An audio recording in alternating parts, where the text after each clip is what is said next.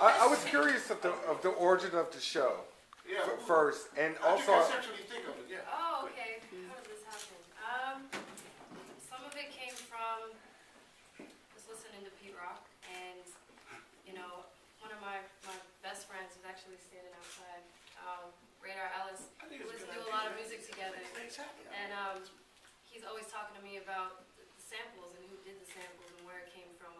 I just did a lot of research and a lot of digging, and just love the music to begin with. And then the idea just came.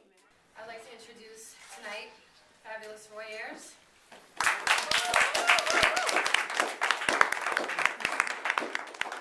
And Pete Rock. Woo! Yeah. All the way to the left is Stefan Harris. Woo! Coming back this way, Derek Hodge. Woo!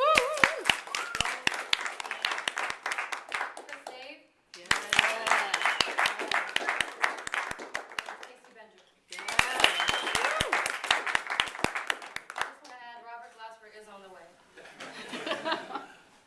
My first response was, this is wonderful, I'm going to get another award.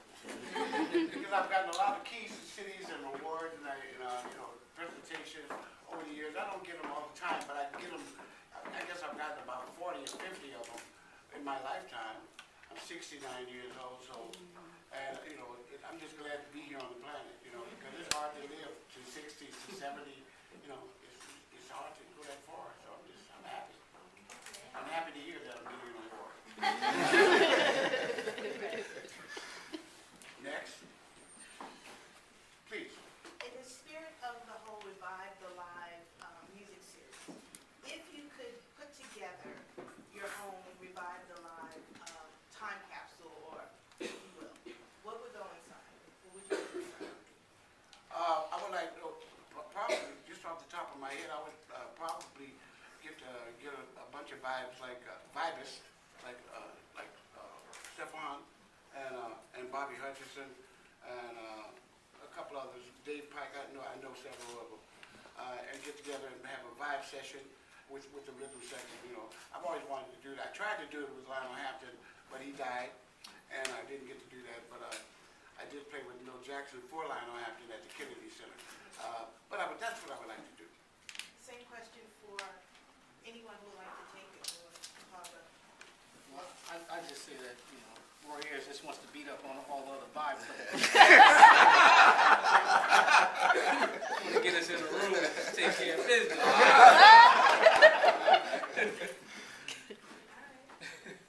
Pete, what would go in yours? Oh, man. A bunch of live musicians and hip-hop producers. You know what I'm saying? And because we have a sound that we take from people like Roy and make it our own. And I'm just glad to be a part of this. Right. It's an incredible honor. I'm a huge fan. Sure. And, we're just going to show him how we did it. And how much it appreciated, how much we appreciated what he's done. Pete, you were kind of instrumental along with Ali Shaheed Muhammad and I guess some other producers back in the late 80s and 90s at resuscitating jazz musicians, bringing them to the forefront. And I guess I want to pigeonhole the back end of the question I'm going to ask you. Guru brought it also out, also along with Primo. What are we going to have to do now, especially as you as a producer and you, Stefan, as a musician, to keep the younger generation interested in jazz music? Because I never heard of Ron Carter until really listening to my grandfather's music, but also through bugging out through Tribe Called Quest. And we're in 2010, and we have a lot of kids who don't have no idea of what jazz music is. True.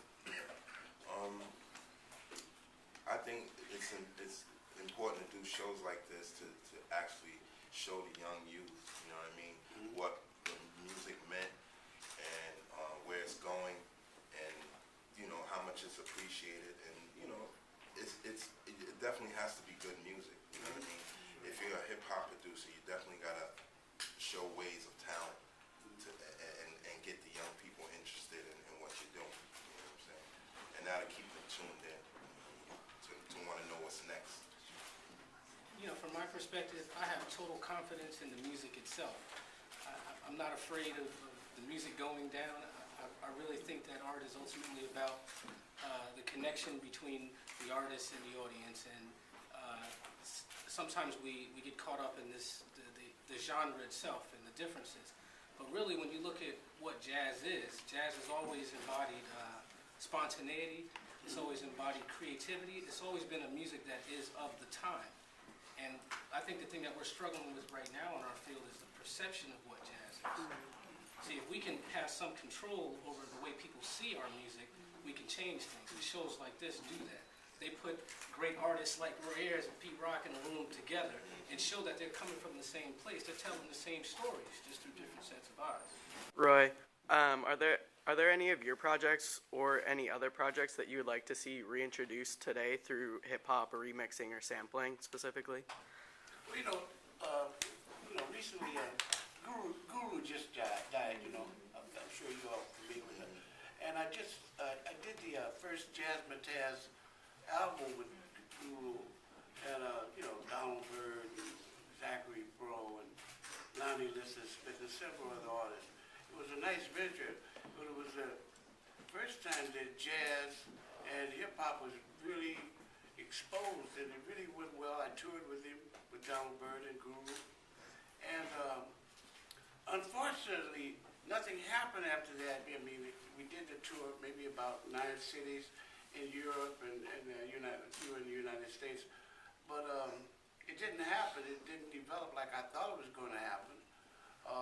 It was a great response on the tour. There were older people there as well as younger people that were there.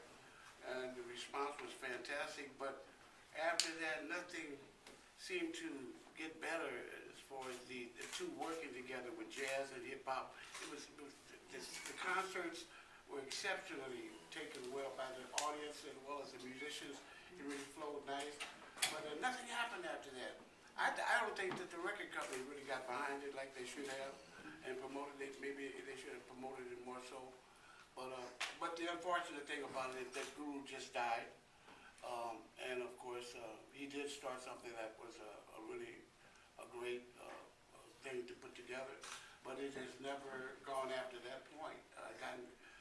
Where you see musicians that are hip-hop getting together with jazz musicians and one solidifying the other, making it happen. I would hope that could happen. And one of the things I wanted to bring up since we're having the interview is I'm very disappointed in the radio stations, not only here in the United States, in the radio stations because they're phasing out the music that has made America great. Some of the great artists that have passed through, speaking of people like Lionel Hampton and Louis Armstrong, for instance, and there's so many others. Some of our greatest ambassadors to goodwill with all of the countries of the world have been our musicians. Are there too many contemporary musicians now? And that the brilliant simplicity of like what Premier and Guru was able to do in their heyday, a lot of jazz artists have lost touch with. Well, let me just say this. Jazz and hip-hop, I mean, it's all experimental. Think about it. It's experimental, so we have to experiment with it in order to make things happen. That's what Guru was doing. When he was experimenting, he was just saying, well, Roy, take a solo on this. And he said, take another solo. And I took 9 solos on one song. But I had never done that before. But he used all of them. Interesting. I never even thought about doing that. You see what I'm saying? And I'm just thinking about what I didn't think of. But I never thought about that. So when he did that, I said, that's different. That's creative. And it was great. So that's what happens when you start creating different sounds and different effects. It creates a new vibe. And that's exactly what he did. And he called it Jazz Mataz. Right. And I think he just did before he died, he did an album called Jazz Mataz 3. Somebody just told me that the other night. I always was curious to see the band and who played what. Right. Even when I was like 12 years old. Right. You know what I'm saying? My father taught me that. That's right. I love that.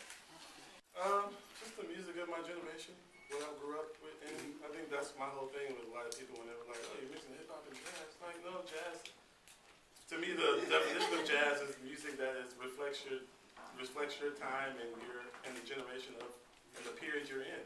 You know what I mean? that's why they have all those different periods of jazz, you know what I mean, because of the time that you're in. So I'm reflecting the time that I'm in. I'm not doing anything different than those cats did now. Trust me, if Miles is around now, he'd be playing dope stuff too.